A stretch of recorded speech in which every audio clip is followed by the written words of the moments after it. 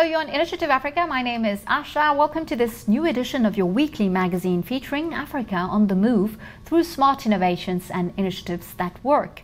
Let's get on with the show with our top stories today. We spoke to Jean-Jacques Lumumba. He's today one of Africa's best-known whistleblowers campaigning for the protection of the rights of those who find the courage to speak out against corruption. He's our guest today. After receiving various threats, I left for Europe. It was both an offhand, cavalier decision and one that I was also forced to take, so to speak. We head for Accra, and a place still quite rare in Africa, a library dedicated to African authors and the diaspora to promote their contribution to world literature. This is the main space of the Library of Africa and the African diaspora, and in this space here we have books predominantly by writers of African descent. From Mauritania to Senegal, we take you on a journey with pastoral families on the front lines of climate change and growing insecurity.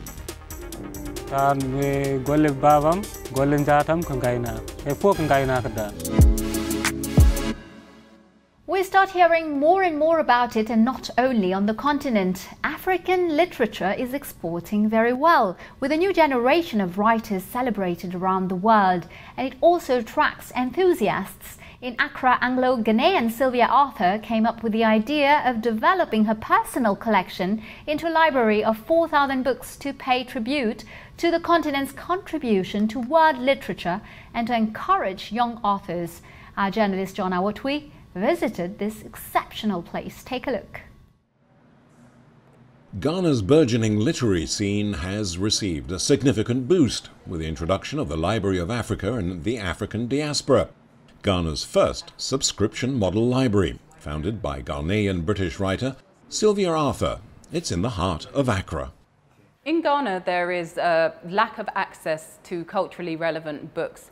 And when I say culturally relevant books, I mean books that are reflective of the people who are reading them. So we are a library that focuses on books by writers of African descent. And when we say African descent, we mean African, African American, Caribbean, Black British, Black European. I think in Ghana, reading is seen as quite an academic activity. And the idea behind having a library like this, where the focus is on literary fiction and narrative non-fiction, is to get people reading for pleasure as well as for studies. Sylvia Arthur is a book enthusiast with over 4,000 books in her personal collection. Her collection includes some very rare autographed books by Kwame Nkrumah. So in this display cabinet here, we have books that are rare and out of print and signed, and they're very difficult to get hold of today. One of them is Kwame Nkrumah's signed autobiography, Ghana My Autobiography, signed by Kwame Nkrumah, the first president of Ghana in 1963. And it was signed to Menon Williams, who was the governor of Michigan in the United States, who was a great advocate for African independence. Next to it, we have a letter that was signed by Kwame Nkrumah's secretary at the time, who was called Michael Day Anang. And Michael Day Anang was a writer and a poet in his own right. And this is one of his books here as well, which is called Ghana Resurgent. And then next to the Michael Day Anang book, we have the G. Menon Williams book, Africa for the Africans, which was written by the governor of Michigan at the time. And that's who the book Kwame Nkrumah signed is to. He dedicated it to. Sylvia opened the library in 2017, using 1,300 books from her personal collection and making many rare works accessible to Ghanaians for the first time. The library currently serves a broad spectrum of patrons, from professionals to school children and students, as well as musicians. This is the main space of the Library of Africa and the African diaspora, and in this space here we have books predominantly by writers of African descent. And what we mean by that is African writers, African American, Caribbean, Black British, Black European, etc. So over here we have our African writers shelf, and we have books by writers from 41 of Africa's 54 nations. In the middle of the African writers shelf, we have a significant Ghanaian writers collection, which I've worked very hard to build up over the last few years. Over here, we have our Caribbean writers shelf, and we have books by writers from many of the islands of the Caribbean. Over there, it's our Black British writers and Black European writers shelf. And then we have politics in terms of African and African American and Caribbean politics over there. And then over there we have African-American writers. And then there is a small shelf just over there, which is world writers. So that's the only shelf in this main space that is by books by writers that are not of African descent. Sylvia aims to use her library to support the country's literary scene, which, while currently struggling, has great potential. She occasionally holds seminars and workshops for writers and other literary creatives, transforming her space into a collaborative environment where Ghanaian writers and book lovers can share ideas. One of the ways we try to get around people's kind of reluctance to read is that we host a number of events in this space. So it's not just a library that's, you know, a dead space for books. We have music performances, we have spoken word events, we have film screenings. We do a ton of events that bring people into the library so that they're not necessarily coming here for the books initially, but once they get here and they see all these books, who is this writer? What did they write? Why did they write it? Where are they from? So I think the more that you do things that aren't necessarily directly related to books, but that bring people in, the more chance you'll have of getting people to start being interested in books. The library operates on a subscription basis. Members pay roughly $8 a month to borrow up to 2 books at a time. Children pay $3.50 and can take 4 books. Fauziatou Moro, a graduate student of the University of Ghana, is a patron of the Library of Africa and the African diaspora. Over the last 2 years, she has found the library a useful resource for her academic work and for her own ambitions as a fictional writer. I see myself writing beyond the academic works that I ordinarily write if I go into academia. I see myself writing creative non-fiction because then I'm almost around facts all the time, so it's very difficult to move beyond facts to fiction. And being here, I have been introduced to so many forms of creative nonfiction which have widened or broadened my scope about the genre and how, as a historian who deals with fact, can maneuver my way around it and produce creative nonfiction as well. So yes, I aspire to write, and I feel this is like the perfect setting for me. Most of the people who come to this library, whether they're members of book clubs, whether they're just interested in books and want to be in the space, I would say are mainly women. I would also say that, you know, if you think about contemporary Ghanaian writers today, such as Aisha Haruna Atta, Bisi Ajapong, Nanekwe Abreu Hammond, they are women as well. So I think women are actually quite prolific in terms of on the Ghanaian writing scene. The library is a sure way to impact the reading culture of Ghanaians and spur an interest, particularly in Africa's own literary arts. As I mentioned earlier, our guest today is Jean-Jacques Lumumba. He fights for the advancement of ethical business principles in Africa. This whistleblower even paid dearly for his commitment to these principles, since his fight against corruption brought him from Kinshasa into exile in France. He decided to continue his fight to defend these values and African whistleblowers. He confided in our reporters Laurent Soustras and Thierry Schiller. Hello, Jean-Jacques Lumumba. You were a banking executive in the Democratic Republic of Congo, but in July 2016 you ended up in exile in Europe. What happened?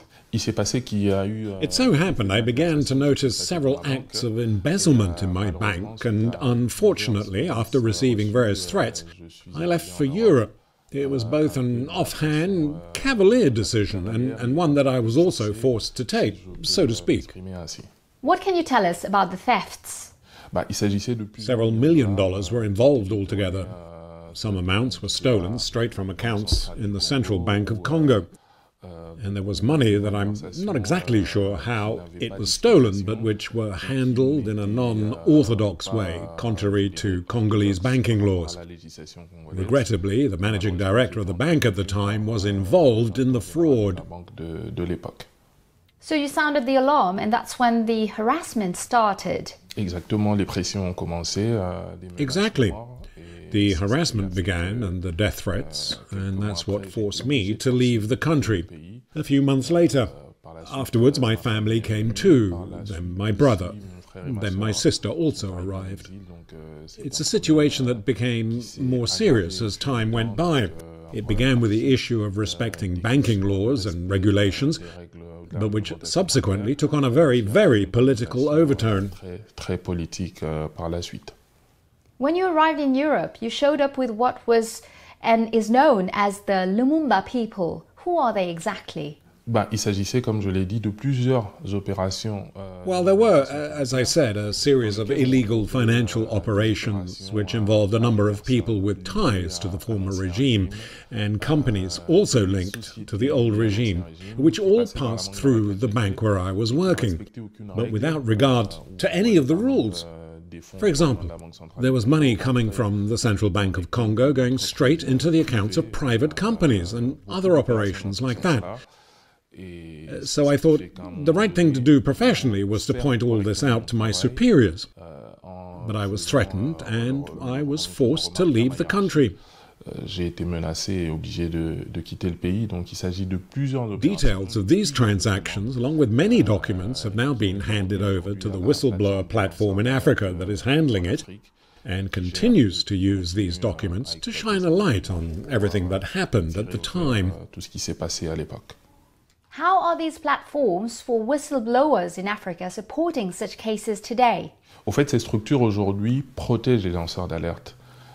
In fact, these organizations are protecting whistleblowers by allowing them to come forward with their information, whether internally, in countries that do not have laws to protect whistleblowers, which is the case for most countries in Africa, or to provide help with informing the judicial authorities.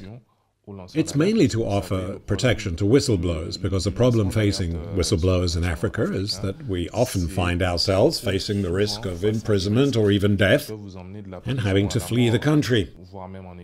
Here I am today speaking to you in exile, like many other whistleblowers who are in exile or in prison.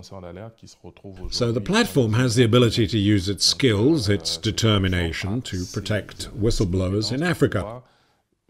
On the other hand, if the risk is really serious, to also help them escape their country. De l'autre côté, si le risque est très grave, à travailler pour leur exfiltration, par exemple. Et troisièmement, elle est aussi And a third point, it provides its services to countries that want it, like Nigeria, to be able to introduce laws to protect whistleblowers. So those who denounce cases of embezzlement or financial irregularity are protected in their own country, as they were in South Africa with the Gupta case. It was one of the cases managed by the whistleblower platform in Africa, headed up by lawyers Henri Tulliez and William Bourdon. Et le maître William Bourdon.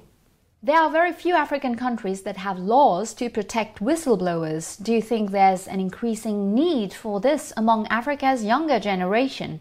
Vous savez, la jeune génération aujourd'hui en Afrique est en quête de... I think the younger generation today in Africa is looking for change and for a prosperous and healthy Africa. And this can only be achieved by good governance, above all, and by the good management of financial resources. Young people want all the corruption and all the wrongs of the past to stop and to experience the same sort of lives in Africa that youngsters experience in the West. Thanks to technology and social media, we know what life is like for a Belgian, an Englishman, a Frenchman, and we want to have the same things at home. On peut savoir quelle est la vie que mène un Belge, un Anglais, un Français. Therefore, to reproduce the same thing, people in Africa are looking for change, and above all, for good management and good governance. African youth want and are working for things to move in the right direction. All this means that raising the alarm, denouncing corruption, these are things that are increasing and which today are taking hold in everyday life. As they live and grow together, the young people of this continent, because ultimately it is young people who, even if many haven't had the same access to education as in the more developed countries, the will to change is there, and entrepreneurship is there, and inventiveness is there, all wrapped up in African youth, who, it should be noted, will, in 30 or 40 years' time, make up the largest number of youths on the planet.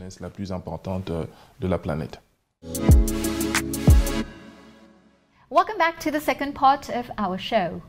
I am now taking you on an extraordinary journey, the transhumance of pastoral families in the Sahel who travel from Mauritania to Senegal with their animals. 20 million people live off herding in this vast region, and for the majority of them, the depletion of natural resources, water and pastures leads to conflict and insecurity. But since 2015, herders and villagers have gradually learned to dialogue through local committees. The regional project to support pastoralism in the Sahel, financed by the World Bank, has also achieved exceptional results. Take a look.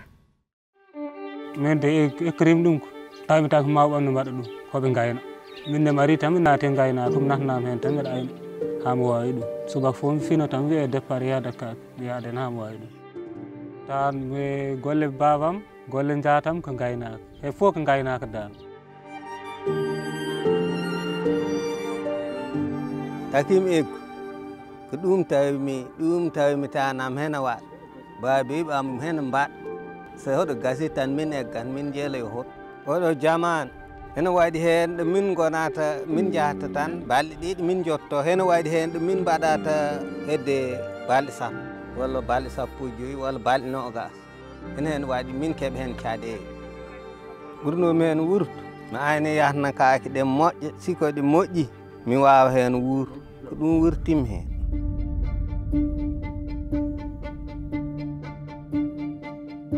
mbeɗa wona ko mbawi sifde minen noon min keyita so min egg min dentino dammiɗo amen fof ha kawra min cuuro eyo min gadda daabeji amen do bagage amen min jaltin min tega dow saret so on paari min kaɓɓa ha teeɗi min kaɓɓa bonɗi amen eyi kaake ɗe deppare jawta jaada gaynaka eyi sarteji ɗen kaɓɓa gabbo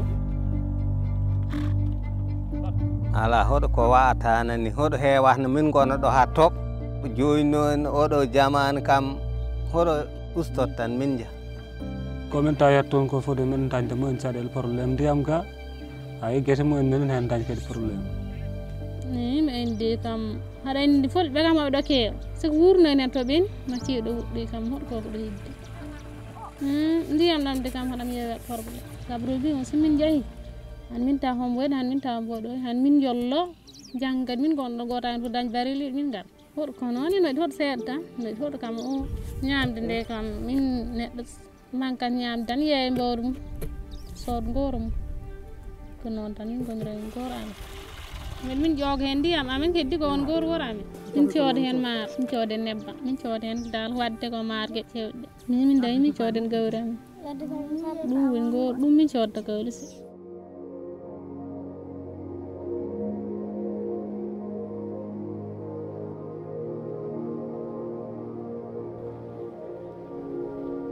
jafe-jafe yi may jànkuwante ak ñoom damay xëy fii di béy ba wàcc nit jóge fu Saalum ñëw fanaanal ci pegg tool bi xëy na sax gisul tool bi mais day jur gi dañuy wëtt guddi rek du ko yëg mën naa am fekk yëg ko mën naa am fekk yëg na ko waaye man fekk man béy naa ba ñibbi jur gi wëtt guddi ñëw fekk ñu dugg tool bi yàq lu bëri ma ñëw rek fekk ñu yàq sama ko toppee du ma ci man moom dara day ñàkk waaw damay ñàkk li mu waroon a am rendement bi day wàññiku.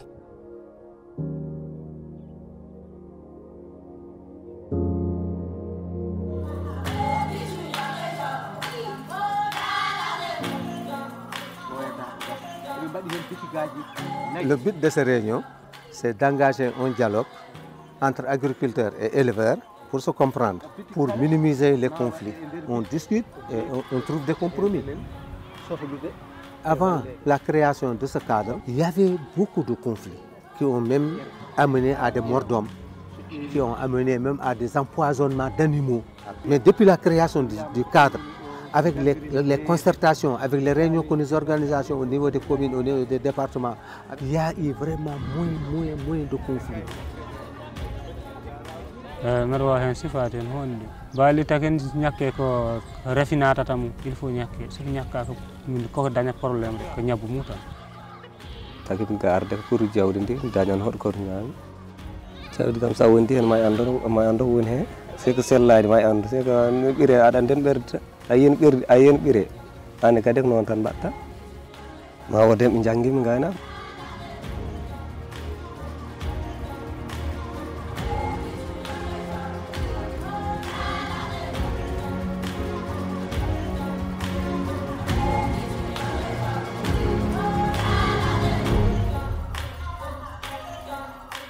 And An interesting fact, between 2015 and 2020, thanks to this program, millions of animals were vaccinated. 181 water points and 66 livestock markets were built and rehabilitated. Let's get back to Jean-Jacques Lumumba for the final part of our interview this week. He tells us about his youth in Kinshasa in the shadow of the memory of his great uncle Patrice Lumumba and explores the paths of change for his country. Let's listen to him. Jean-Jacques Lumumba, it's no coincidence that your name is familiar to our listeners. You come from a very well-known family. Exactement, je suis le petit-neveu de Patrice et Marie. Exactly. I am the great-nephew of Patrice Emery Lumumba, the very first Prime Minister of the Democratic Republic of Congo and one of the heroes of Pan-Africanism, who, alongside Kwame Nkrumah and so many other African leaders, fought for freedom and especially for the dignity of the black man in the African continent in the 1960s. Africain dans les années 1960. What memories do you have of your childhood and your youth? Was your great-uncle a forceful presence? Il était très présent parce que vous savez, moi j'ai grandi chez mon grand-père. He was a constant presence because, you know, I grew up with my grandfather, who was Patrice Lumumba's younger brother, and also with Lumumba's mother. As soon as you entered the house, the first photos you saw were of my great-grandfather, who was Patrice Lumumba's dad, and of Patrice himself, and a photo of Emile Kalema, who is also one of Lumumba's brothers. So you can see that I grew up in a family where the memory and remembrance of Lumumba were celebrated every day, and also by seeing his mother, who never overcame the sudden and brutal disappearance of her son. It was something we talked about every day, so I grew up with it and have lived with it constantly since my early childhood, right up to this day. Because what we learn in our childhood, we never forget, and work to perpetuate it. Do you think that the memory of your uncle was a major influence in your commitment to fight corruption in your country, or is it just a coincidence? I should say so, yes. But I should add I went to a Jesuit school, and having studied with Jesuit priests who are very rigorous, added to the rigor in which I grew up with in the family, both contributed to shape my character and my mind to be a man who fights for values, who fights against fraud, who fights against the wrong things in life. Because, you know, with priests, you can often be punished for a simple yes or no. And that's what made me, forged me, into the man I am today. Since you left, a series of scandals have rocked the Congolese banking sector.